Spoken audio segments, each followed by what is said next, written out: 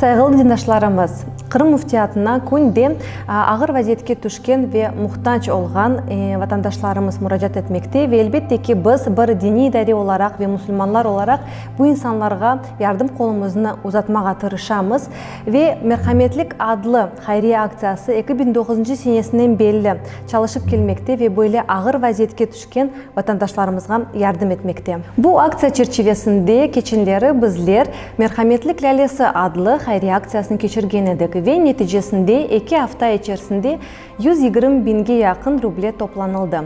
Bu paralar 6 korantanın arasında bölündü ve muftimiz bu paralarını korantalarga darqattı. Torunumun adı Elzarap Kelam. Babası taşlap gitti. Balada parok sertse. Ama her vakit aydı. Babam gidecekse dedim benim karşıma bakmayın. Çünkü он меня не любит, что ли, а чужих детей любит.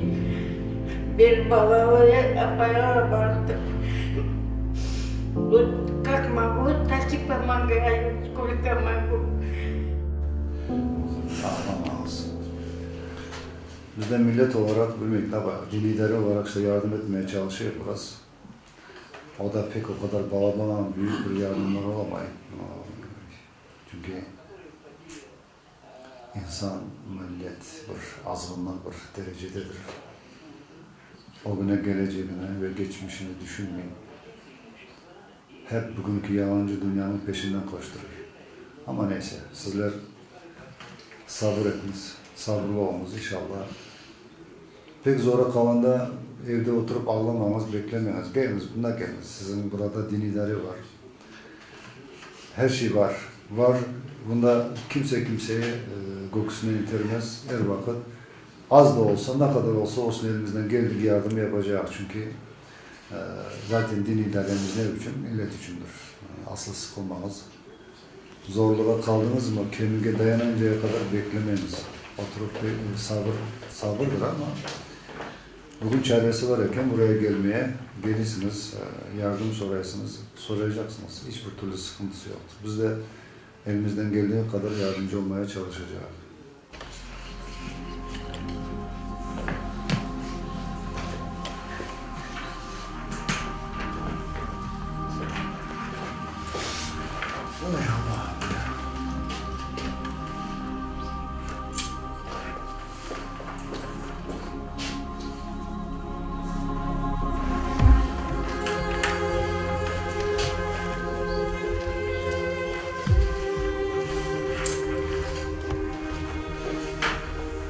Allah kolaylık getirsin, Allah sabır versin sizlere, Allah yardımcı olsun.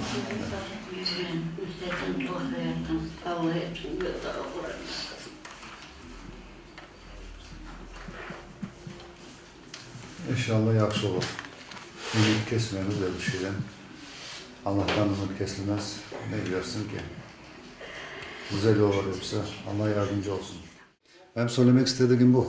Bizim halkımıza, bazırganlarımıza, bütün insanlara söylemek istediğim bu ki pervasız olmasınlar.